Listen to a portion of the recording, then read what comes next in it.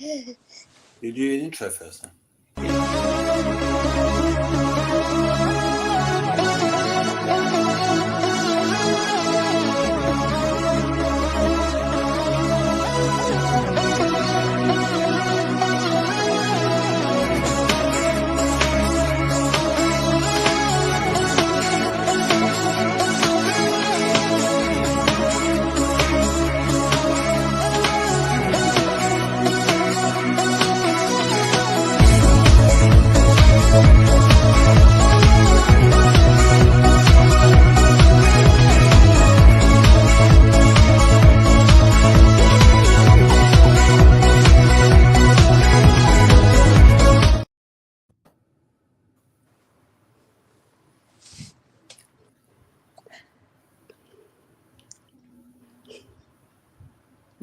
Yeah, we're live. Live. Yeah, we're live.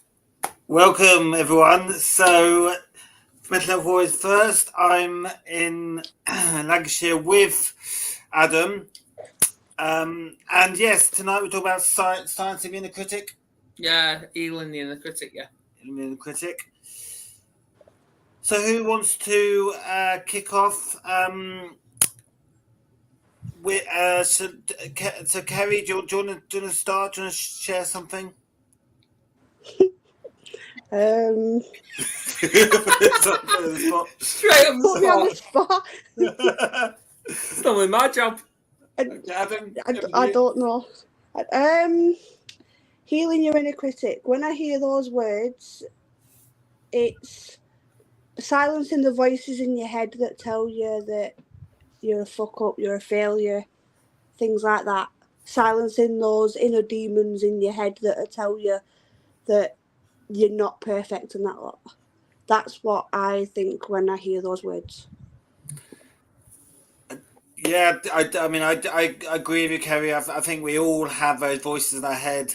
Sometimes they're encouraging and motivating, and sometimes they're the critic. But that, words that put doubt into our mind and can be some of our insecurities.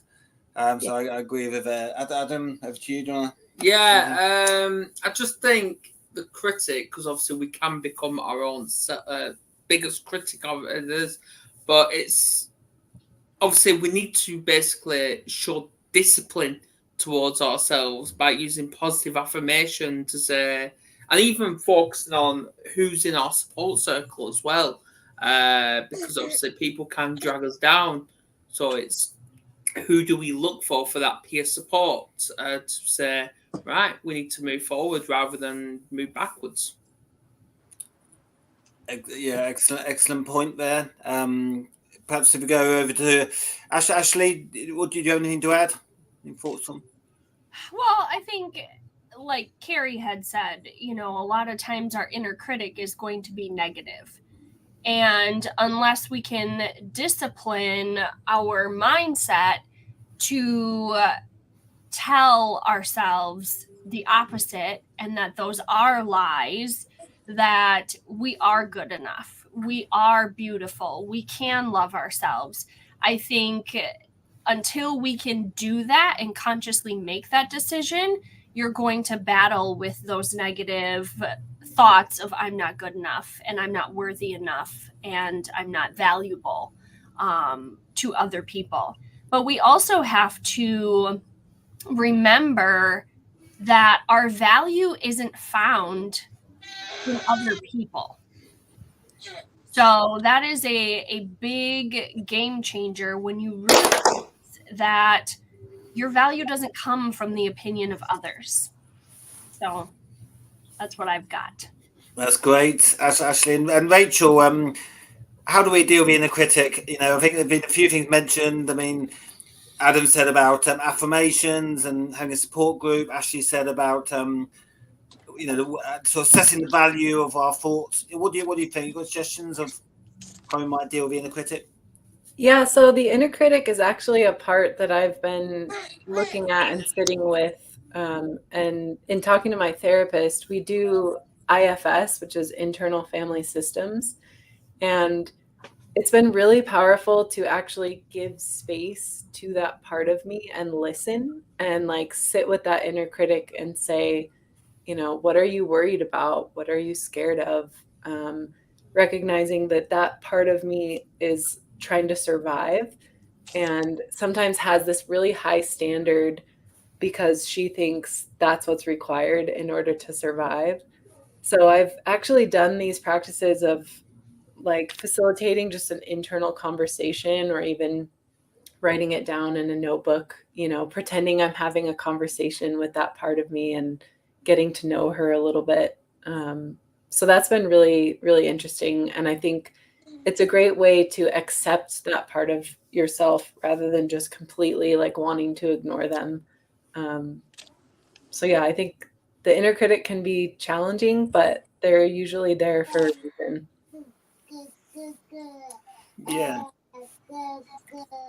Yeah, no, I think it's a great point you make there. I think sometimes we think, ignore, try and push it away, ignore it, but actually, perhaps there's some benefit to looking at it and saying, well, why do we have these doubts? Why do we have this voice?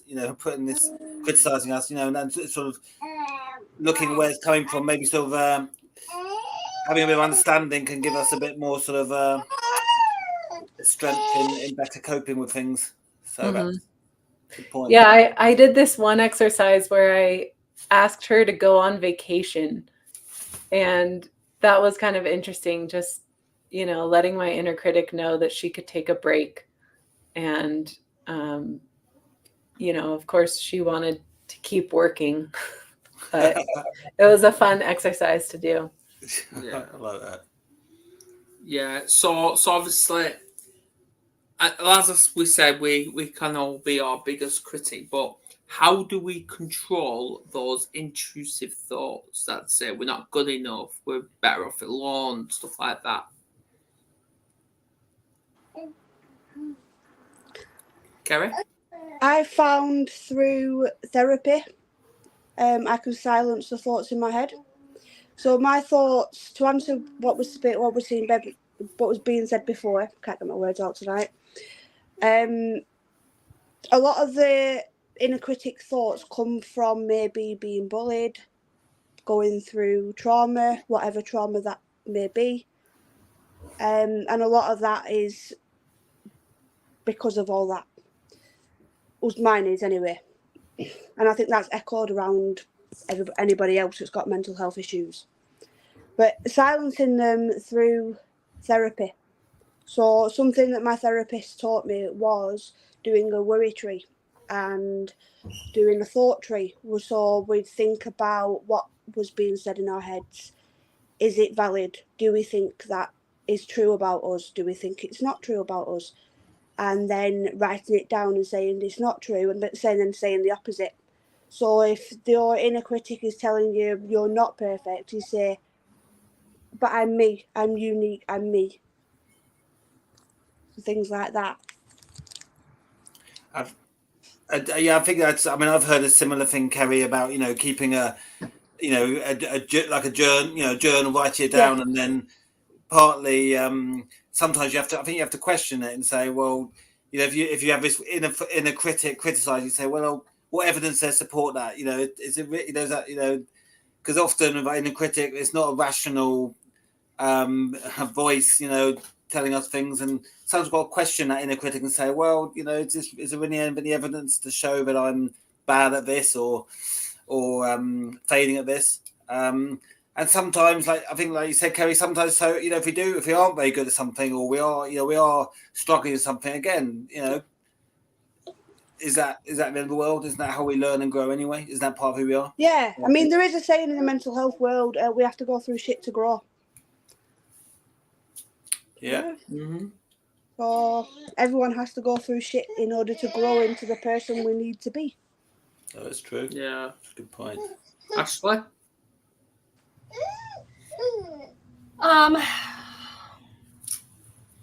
I guess some of the things to really get through, like processing, like Kerry had said, as far as the tree, for me, I just journal. I am a big like prayer journal person, or just journaling in general. So then I can really get my thoughts out. The other thing too is sometimes it's changing the perspective of how we're looking at the situation and going into maybe gratitude. That's not obviously always a cure-all, if you will. But sometimes when we can take the focus off of what's not working and go into what is and be grateful for those moments and really get our situations to work for us and not against us, that can make a big difference. Yeah, like last night with the journaling. Sorry about that. My mind was racing on a few different things because obviously we've got a busy weekend this weekend, and I ended up going downstairs at like 4:30 in the morning and just writing everything down, and that actually helped because I was able to then go back to bed and go back to sleep. Writing things down is a method that does work for me, and I would recommend it to anybody to try it, because you'll never know if it's going to work for you until you've tried it. Yeah, I like the thought. I think I know from my own personal experience sometimes when I've had a bit of a the critics sort of criticize me. It's a bit of sort of I've had moments of overwhelm where it's like these things. There's something I'm struggling to get to work through something I'm struggling through, and it's can be a bit of overwhelm of things. You just want to like have that clarity of thought. It's like sometimes you can have these voices saying that you're not doing well in something. You're struggling at something, and it's a reflection of how you're not very doing very well at something, and having that clarity of just to find a way forward. I think writing it down just that real helps you focus, isn't it? I think that's something that definitely works for me. Just writing it down and to have that clarity and focus is it's a good technique for me. So what works for you, Rachel?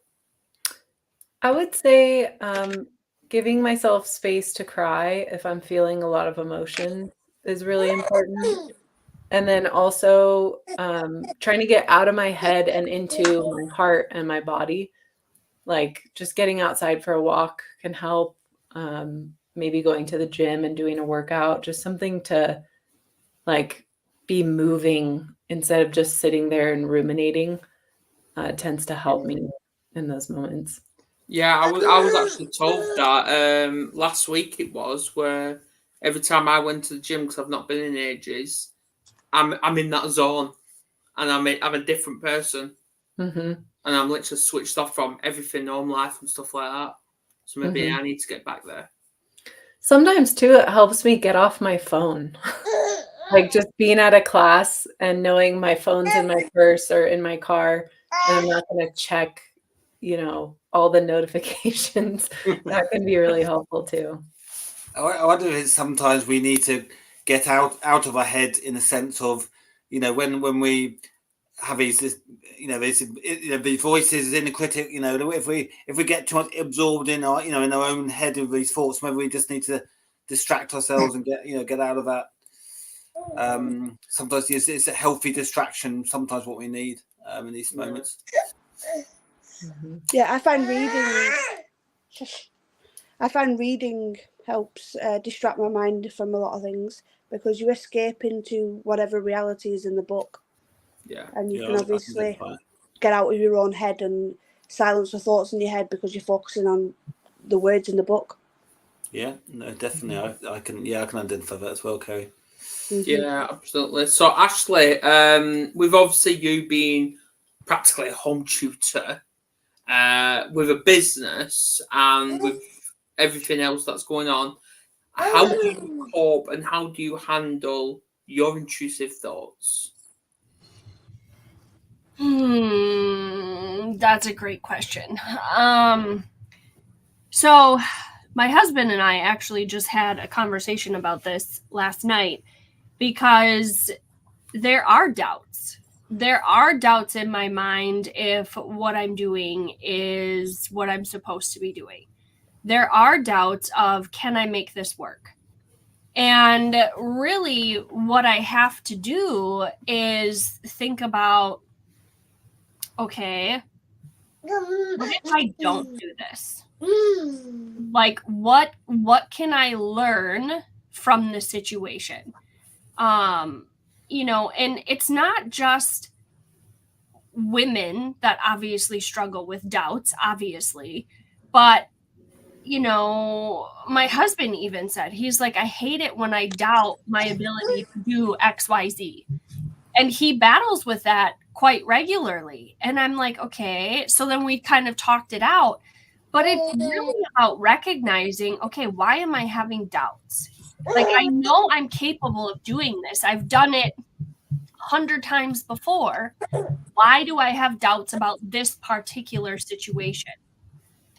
So I think it goes back to, as far as reminding ourselves, okay, this didn't work. How can we change it to give ourselves the evidence that we can do it? That we can approach the situation differently or the same as before because it worked that way before.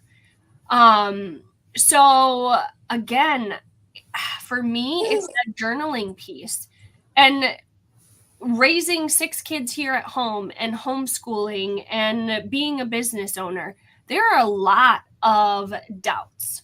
A lot of I'm failing my children. I'm this, I'm that. There's a lot of that. But then at the end of the day, when there are moments that I see my children are helping one another, or I get complimented because of how well behaved they are out in public, or something along those lines, it's like, you know, I'm hard on my kids for a reason because I want them to be functioning children in society. But at the end of the day, I have to remind myself, I do have really good kids. They can drive me batty because that's what kids do. And that's how they behave in their comfortable environment. But when they can go out in public and they can help people and they want to be, you know, in the midst of how can I help you? What can I do? How can I do this? Those are the types of kids that I have to remember I'm raising. They're serving other people and they're serving with their hearts, not out of selfish agenda. So it's a lot of inner critic, and it is a lot of mental work. It's not perfect, but sometimes you just have to cut through the noise. I don't know what you'd throw out there. Do you think a lot of his inner critic is we are, perhaps as humans, we compare ourselves, you know, I think we do it instinctively. We all compare ourselves to other people we know and how we're doing. But is that part of it? You know, like, you know, we are constantly thinking, oh, should I be doing this like other people? Should I be doing this better? You know, we're about comparing ourselves to other people who, and whether we should be at the same level or standard other people. Is this part of the problem with the inner critic? Is it linked to comparing ourselves when we shouldn't compare ourselves because we're individuals and we're all different? Is that an aspect or not? Do you think? Throw it out there. I can answer unless somebody else wants to. I do actually have some. There's a lot. I think there's a lot about this in social media. So obviously it's everywhere. You see how parents make the kids pretend to love it like each other or love each other for pictures and everything like that. And you think, why can't my kids just have a picture like that? Lucas and Tegan would never have a picture together. They hate having pictures together. Lucas doesn't like me taking pictures. Every time I get my phone out and play like Lucas, he's like, no, go away. I wouldn't even be able to pay him to let me take a picture. Unless he's in a really good mood, he will not let me take a picture. And I'm forever like, why can't you just be like some other kids and let me take a picture? Because I want all the memories. But obviously, he's new enough a teenager. He doesn't think like that. So yeah, it's a lot. Being a parent and comparing your kids to other kids is like, why can't you just behave yourselves in public, sort of thing. Social media makes it worse. We'll try and get him on Sunday. I don't think it's gonna happen. We'll see. I don't think it's going to happen. I bet you a tenner it isn't going to happen, and I'll put it on public. Deal.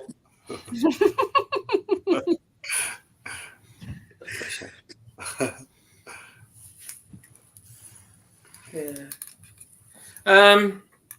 I just think we shouldn't be focusing on bettering others, or even thinking about them bettering us.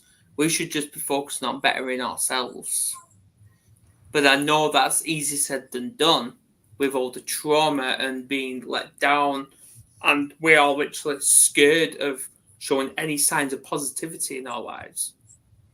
And that's what it goes back to. We need to surround ourselves with that positive circle. I think we also need to remember that a lot of what you see online is all fake. Yes. It's fake. Yeah. You know what I mean? You see all these people where they've got spotless, gleaming shore houses. You know for a fact behind that camera, there's going to be a room that's trashed. You know for a fact it's going to be. They chuck it behind the camera, take that perfect picture, look at my perfect, gleaming house. Yeah, you're fakers.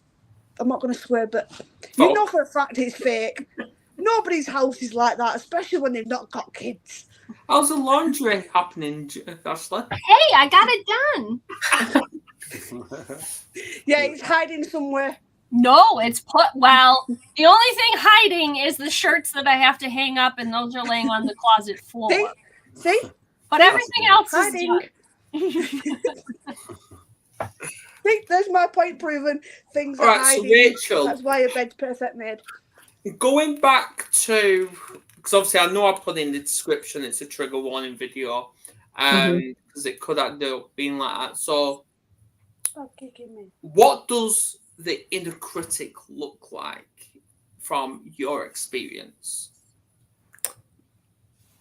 Yeah, so for me, the inner critic is this driver who wants to achieve more and more and more. And I think part of that comes from, as a kid, being praised for doing well in school and, you know, setting this expectation for myself that I should always be achieving, succeeding, you know, excelling. And so for me, like working with the inner critic, I have to learn to slow down and to take that pressure off, you know, almost like take the gas off and let the car roll to a stop, you know, and take a breath. It was really interesting though. I had this conversation with a friend whose inner critic was kind of the opposite, where she would get stuck and she wouldn't want to do anything at all because she was scared that she would fail. And so her inner critic was telling her, you know, don't even bother, don't start. You could, you could mess up. So I just thought that was so interesting because it had never occurred to me that the inverse of what I experience could be true for someone else, you know, so I think that kind of points to each of our inner critics is different because those early formative years, we all experience something different. So I think it's just really good to spend the time and get to know, like, okay, well, what is that for me? You know, so I feel like my inner critic, she tends more towards burnout, you know, of just over giving and overdoing. And yeah, I have more awareness of it now, but it's still always a work in progress. Rachel, because like, did the language you use, like when you're talking to your inner critic, make a difference? For example, I think with me, it's every time I do something, it's like, well, what if it doesn't work out? What if you fail at this? It's like that's for me often. But then it's like, well, what if it does work out? I mean, you know, we don't know. Every time we do anything, we never know if it's going to work out. But for me, that's the most common thing of my inner critic. It's like, well, what if this goes wrong? Whether I sometimes do things, well, you know, I suppose for me, it's turning around to myself and saying, well, what if it goes right? I mean, that's sometimes scary as well if it goes right. But yeah, just follow up you, Rachel. You know, is that? Do you think that, you know, the language we use when is that important? Yeah.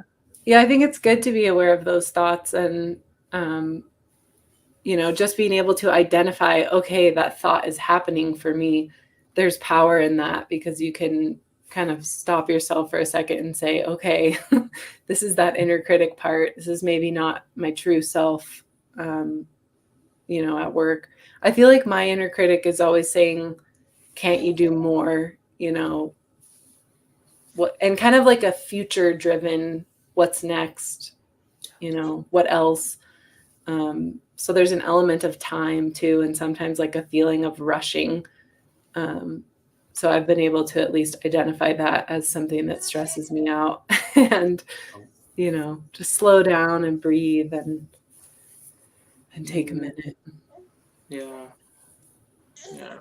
What's it look like for you, Ashley? Because I know you've experienced burnout before, haven't you?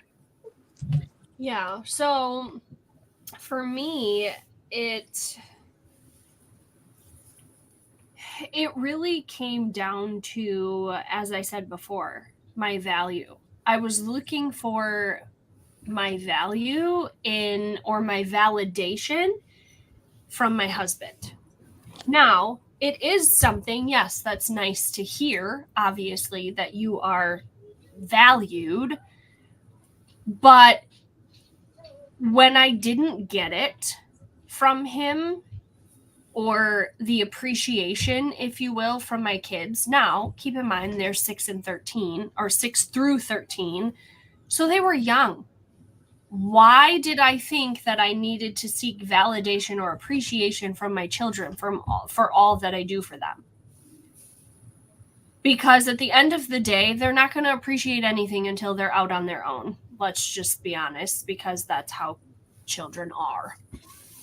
They might say thank you and they might say please, but you're not going to get the, thanks for doing XYZ for me while I was growing up, Mom. Thanks for taking me here. Thanks for doing these things for me. You don't hear it until they're gone. But it ultimately turned into resentment for me because at the time when I was especially going through my period of burnout, I had just had baby number 6. I was extremely sick and like a near-death experience sick. And I had such high expectations thinking that, okay, this happened. Now, why are my expectations of spending more time together as a family and making memories and doing all of the things, why are those not being met? Versus, okay, you're back home, great, now clean the house and do the laundry and back to normal life while I go back to work and work 60, 70, 80-hour work weeks and you hardly ever see me. So then I'm in this, like, what felt like for me, single mom mode, and it was very exhausting. And then I would get a text message, oh yeah, we went out to lunch today and we did XYZ, and I'm over here slathered in, baby vomit or warming up, milk in a bottle and changing dirty diapers and trying to keep the house clean and everybody alive. And I'm in survival mode. Good for you. You got to go out to lunch. And here I am stuck. So for me, that was extremely difficult. And I had a friend tell me, he was a pastor at the time, he had told me, he's like, Ashley, why are you still married? He literally asked me that question. He's like, why are you staying married? And 2, he's like, where does your value come from? Because if you're going to continue seeking it in your husband, you're never going to have that met. So you need to flip the script and remember where your value comes from. So that was a huge, game changer for me. And then it drove me deeper into my Bible and stuff like that, where, you know what? You do you over here, and I'm going to focus on me. and getting my mind right and into remembering who I am and who I was created to be. So that was a big thing. But yeah, ultimately, like if you can't get yourself out of that resentment rut, you are going to struggle. So you have to figure out whether it's therapy, whether it's making a connection with a coach, a friend, whoever it is, like you said before, surrounding yourself with a positive circle of people that are going to encourage you, going to hold you accountable, but also lift you out of where you are. That's critical.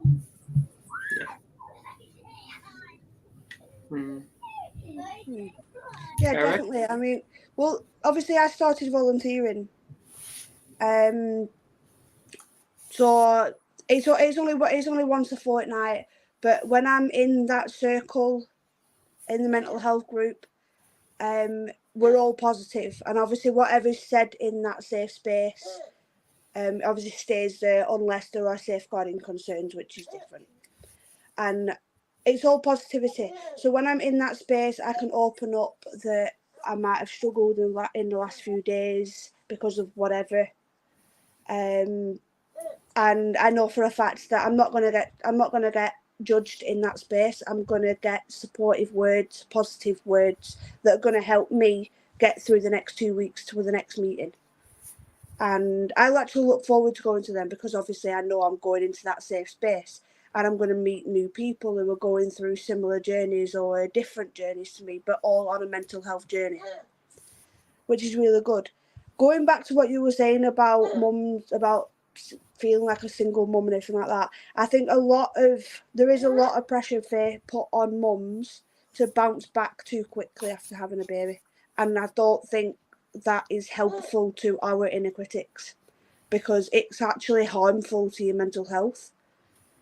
And this is why I'm not taking anything away from men's mental health, because men's mental health is just as important, but the mental health of new mums is so important because at the end of the day, they kept a baby alive for the day, and that's super important. Screw the housework, you kept a child alive. You've made sure your child is warm, fed, changed, cared for, and loved. That's the most important thing. You're looking after your child. Yeah. So for me, anyway. And I'm similar to when I go to AA as well because I don't get judged. Finding that circle of people around you is super important and helpful to you. Yeah, definitely.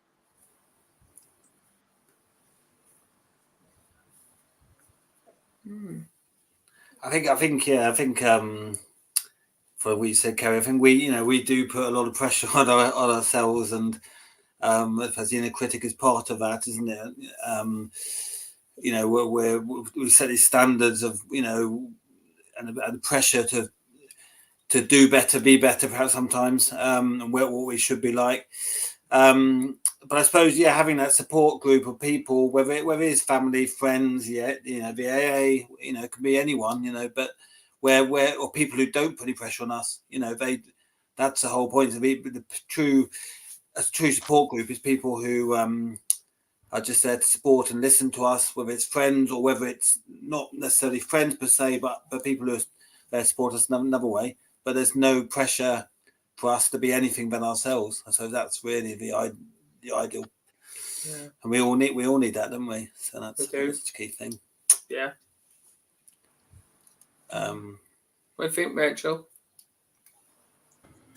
I was thinking about too if you think of inner parts, you have the inner critic, and then you also have the inner cheerleader, right? Like if you can start to tap into that voice that is the positive side and that tends to see the good, or tends to acknowledge and celebrate the things that are going well, I think that can make a huge difference too. And I think having people around us can help us start to identify that voice and lean on that voice internally too.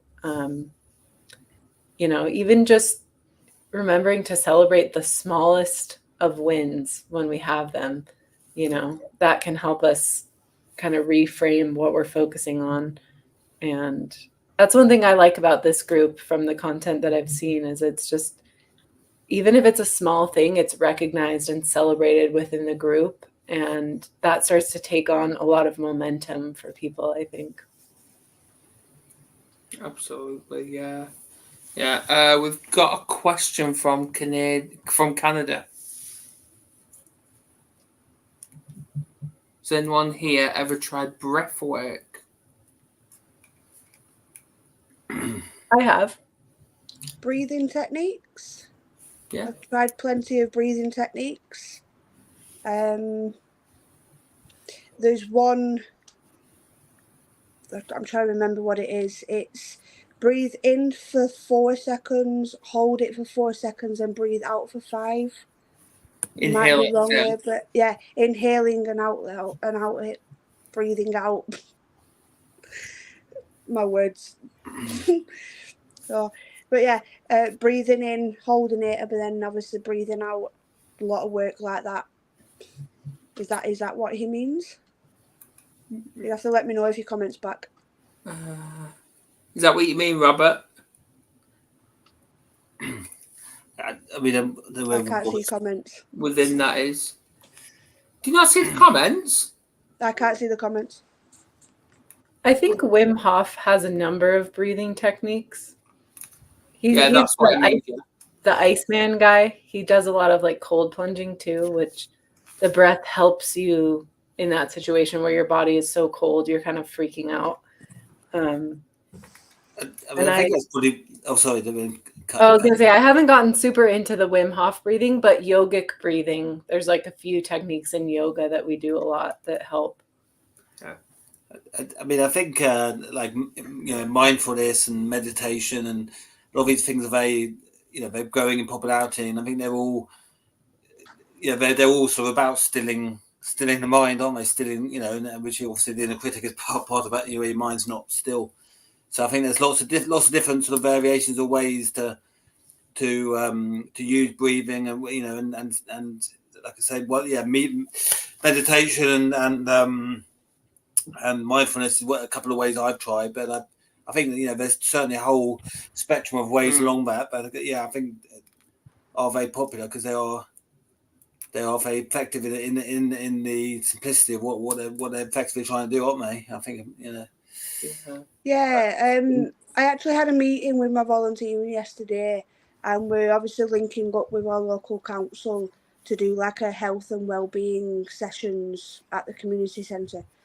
And Tai Chi's been mentioned, yoga breathing has all been mentioned, and obviously there's talks about setting up training sessions where I'm going to get taught how to do all this, which I think is brilliant, because not only it'll help me, but then I'll be able to help other people do those breathing techniques and silence that inner critic. Yeah, absolutely. Yeah, well, I've tried yoga and it doesn't work for me, but I do aromatherapy. Mm-hmm. So, yeah. Yeah, and that's the key, I think, is finding what works for you. You know, it's like there's no one size fits all. I was just about to say the same thing. Yeah, it's not a one size fits all. What works for one person doesn't work for the other person. Yeah, absolutely. Yeah, I want to touch on. I'm going to pick on you now, Kerry. Just because I'm not here every week. Yes. Your dad's just commented as well. In through the nose, hold for 4 seconds and breathe out through the mouth slowly. It helps you to relax. Yeah. I got taught because that in obviously, therapy. and I want everyone's views on this. Living with BPD, it's not the easiest. I get that, but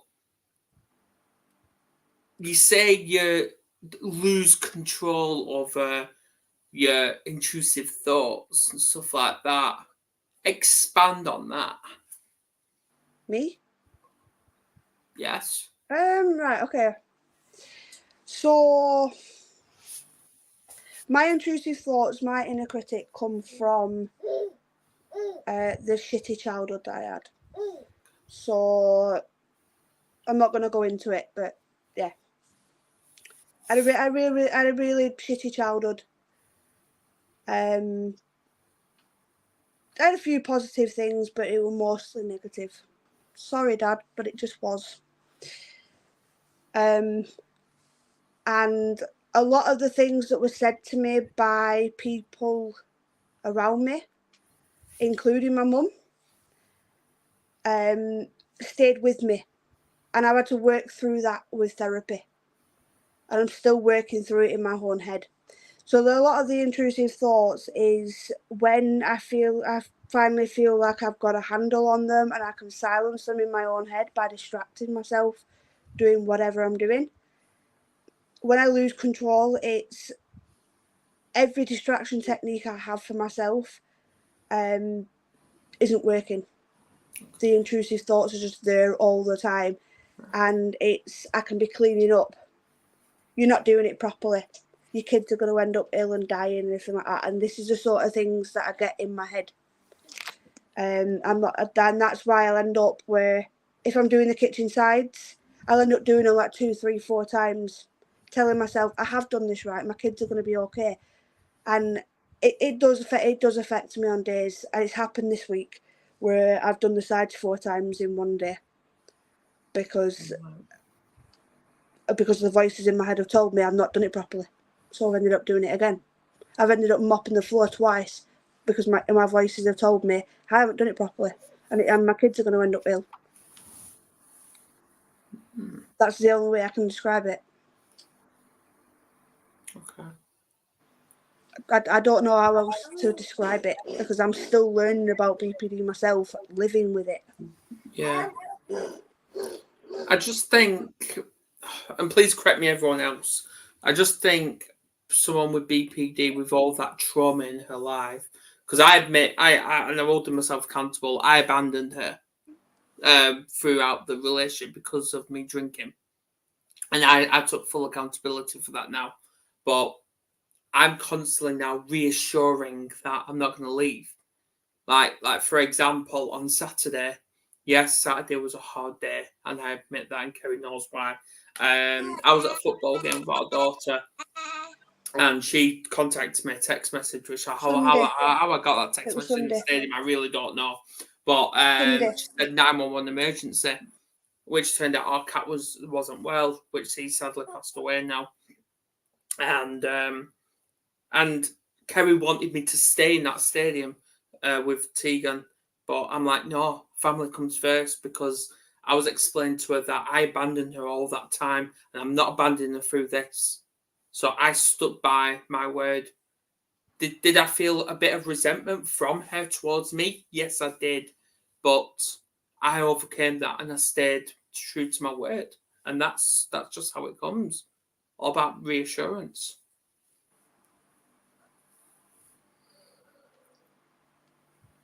Yeah. Okay. Yeah, living with BPD is hard.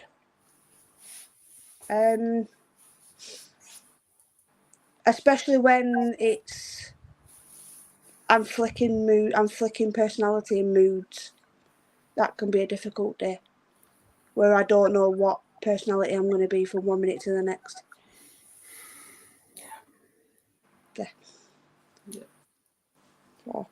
See, just before you came on here, you was all jumping around and being annoying with Ashley. Yes. Okay. I flicked. Ashley.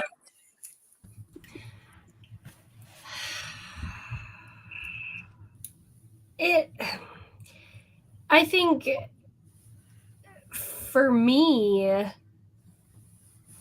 like, in general, like, a woman is going to have multiple personalities, like, just because of hormones, let's be honest. But when you're battling with something like BPD and you are a mom, and sometimes I feel like just as women, because of how our brains are wired, our brains are connecting everything to an emotion. And when those memories or something triggers us, it can easily bring us back into those thoughts of we're not good enough. Why is it everybody leaves me? Or why do I feel abandoned? Or I'm this, I'm that. And sometimes we can find ourselves sinking into that depressive state of mind where we're dwelling and we're wallowing and we're having that pity party. One of the things that in those moments that you can do is, okay, I'm going to have this pity party. I'm going to, wallow, but I'm not going to stay here. Set a timer on your phone. Give yourself permission to feel those thoughts. Think those thoughts, and then move beyond that. Okay, my time is up now. Now it's time to put on my big girl pants and go through it. But you have to give yourself that time. And I think as women especially, we don't want to necessarily feel our feelings. We would rather just stuff them. So when we want to stuff them and not feel them, then we avoid them. And I'm the type of person that when I avoid them long enough, then I'm going to explode. So it's really figuring out, how can I express what I need in this moment? How can I feel what I'm feeling in the moment? And then how can I get myself out of it? So it's figuring out those coping mechanisms, if you will, that'll work you through the process. And sometimes it is like a brain dumping or thought modeling or whatever, journaling. And sometimes it's verbalizing it to somebody. And it really just, and sometimes it's that breath work, but it really, like we said, it depends on what works for you. You have to try different things to see, okay, I can get myself through this faster because I use this technique. Okay, I can try this one, but this one doesn't work. So let's scrap that. Let's try something new. Be willing to try something new if one technique doesn't work. That's what Baz said, and like Kerry, I really admire your honesty. In sharing of me, directly with me as well, obviously in this show. But I think also there's something around perhaps accepting that sometimes who we are, whether it's having the BPD, whether it's being an introvert, whether it's suffering from severe anxiety. If we sometimes something we have, we can't, that is who we are. And I think it's sometimes not about, can I change myself as a person, get rid of this or change this. It's more about, how can I manage this? I think that's the key thing. Sometimes I think, we all, sometimes we have, a condition and whatever, maybe, and that's who it is, fundamentally part of who we are. Yeah, I think that's about accepting that and thinking, rather than thinking, how can I get rid of this? How can I change myself? It's like, well, this is who I am. It's part of me. Mm. How do I manage this so I can still have a great life? I guess that's kind of, does that make sense? Well, with BPD, it's one of the sayings around BPD is we're going to accept the fact that somebody went out of our way to be negative towards us enough for us to develop this. Sure. And it's about us managing what we've come to. So with me, it's I can flick personalities, and I can go through multiple personalities in one day. So Adam, he says he gets away with having multiple partners because he can. Literally, he does have multiple partners. Really, it's just one of them. That's the only side of me he doesn't like is psycho side. So, Kerry, do you think humour is important with this sometimes? Because I imagine, like, sometimes of this, you and Adam, if you don't have a bit of humour, as a way of coping, sometimes you just need to be able to have that, don't you? We have a laugh about it, and that's how we get through. And you know what? Your dad's Adam helps actually me. put was a couple of great comments. He put, "You need to face your fears head on and destroy them in your mind. Put it behind you and move on with your own life. It's your life. You are strong, and you have to be the best you can be at what you do the best." I'll pin that. Yeah, that's a brilliant comment. Yeah, and it's not a good idea to have a pity party, because that brings on the memory of why you're having a pity party in the first place, and the memory is not what you need at any time in your life.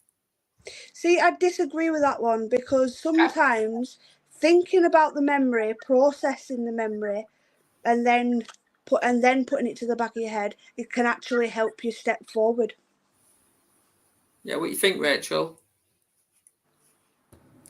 I do think it's really important to give time and space to your feelings. And I liked what Ashley said about having a timer, like having a limit to that, so that you can recognize when you're just kind of spiraling down with no way out. But it's a hard balance to strike. And I think, it's an imperfect process that we're just going through day by day.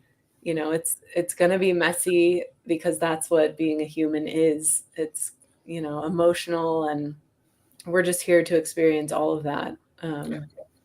So. Absolutely. And that's all what we're living is an experience. Mm-hmm.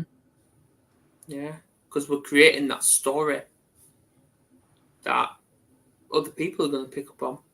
Mm-hmm. Mm-hmm. So, yeah. Yeah, and at one point I thought I never had a story, and then obviously I spiraled, and Adam's tattoo, "My story isn't over yet," saved me, and that's why I've got it now as well. And yeah, I'm making my own story. I like that. I like that, Kerry. It's a nice way of putting it. It is, absolutely. Yep. Ashley's thinking that's a dangerous thing. No, it's not. Leave her alone. No, I would agree. Like, you are the author of your chapters. Are you going to let somebody else write the chapter for you, or are you going to write it? So I think when we live in the opinion of other people, we're letting them write our story, versus we are taking that control and we are writing the story ourselves. Now, again, for me, my faith, I have to bring the Lord into my story with me, because he is the author of my story. That's my belief. Not everybody believes the same thing, and that's okay. So then you write the chapter. You be the author. What do you want it to look like?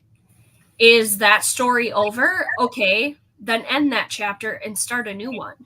Like, there's a clean slate for you every single day. It's up to you whether or not you're going to take it. Yeah. So that's my pondering thoughts, if you will. Exactly. And obviously, how do I say this? When there's a heated argument between a relationship, and obviously they've gone to bed angry, stuff like that, and then they've woke up, and that's that awkwardness. And then when they're trying to have a conversation and it gets heated again, that's doing nothing. That's just causing a lot of resentment, which nobody's going to get the best outcome from it. So it's the two choices is, are you going to let life live you, or are you going to live life? And I think also, Chad, I think we have to own our we always have own with pride our imperfections. No, there is no perfection, such thing as perfection, and no one's perfect, and our imperfections make us who we are. They create our story, and in some ways we've got to try and, rather than see them as a negative thing or be embarrassed about them, but try and sort of accept them and it makes us who we are, and that's own our imperfections. Yeah, all down to accountability.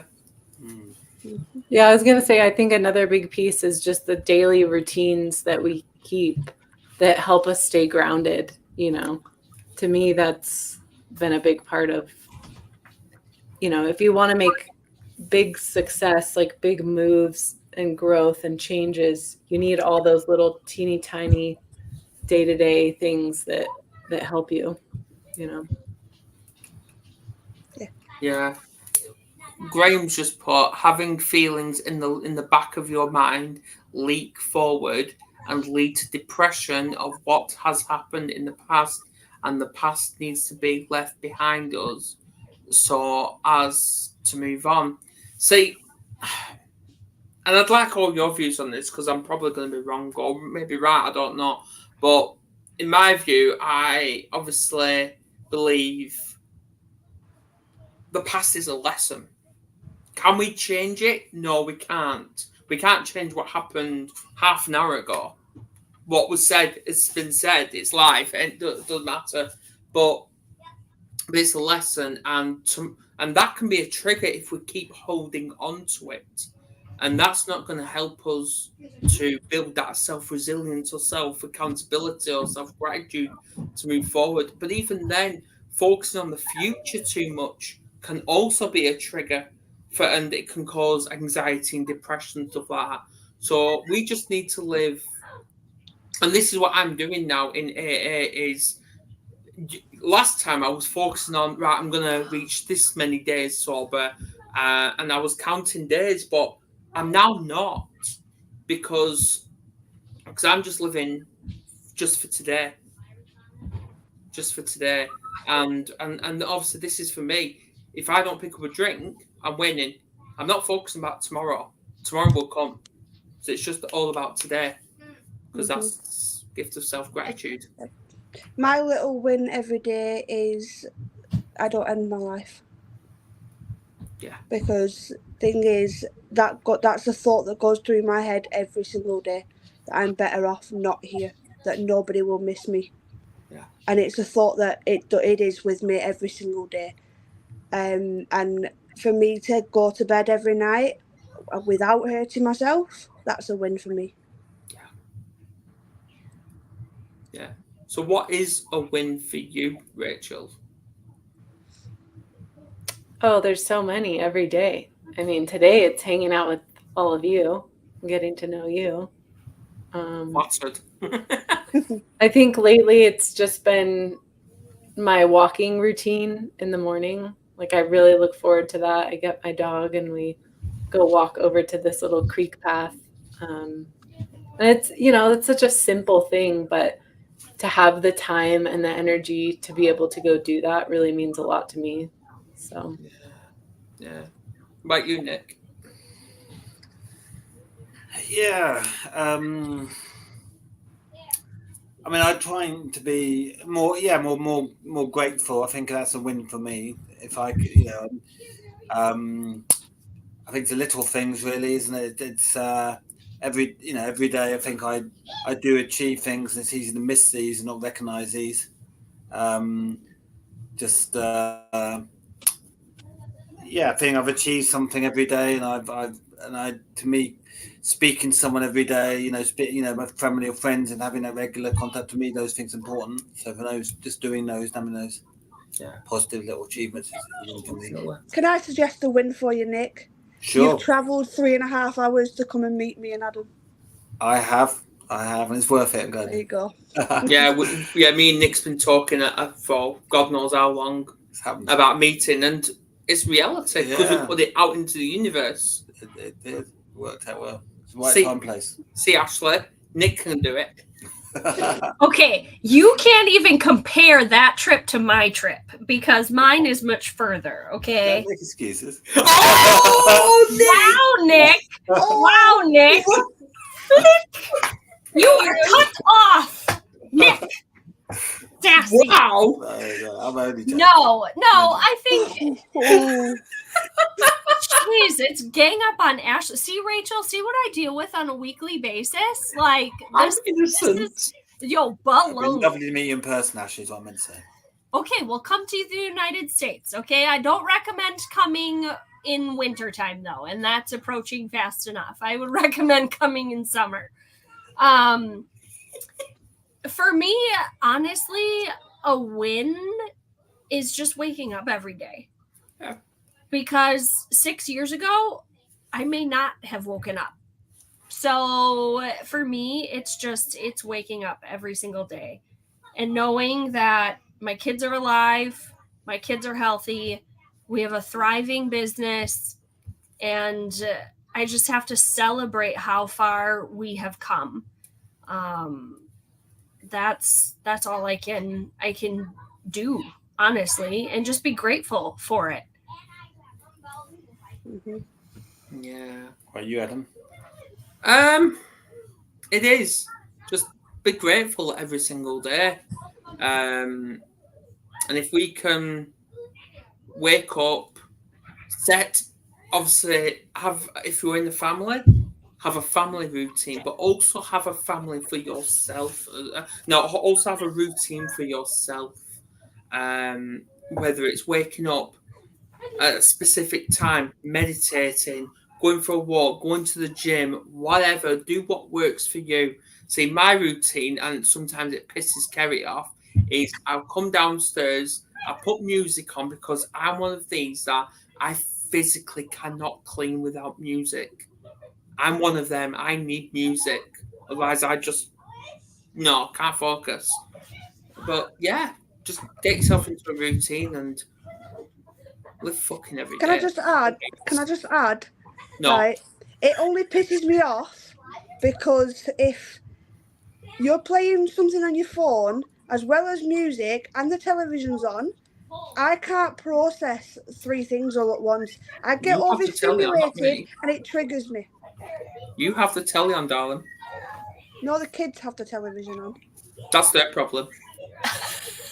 That sounds like a you problem. I'm in the kitchen, not in the living room. Anyway, is that everything? Any final words? Anyone? I'm all right. Bye.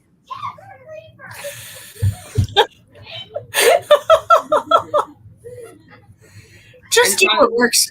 Just do what works for you. Yeah. Don't compare yourself to anybody. It's all fair. Yes. Amen to that. There's no right way, just your own way.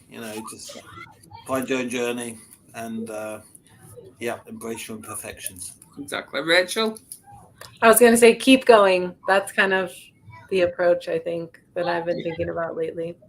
Yeah, just keep kicking ass. That's all I'm saying. Right, next week, we've got... Who've we got?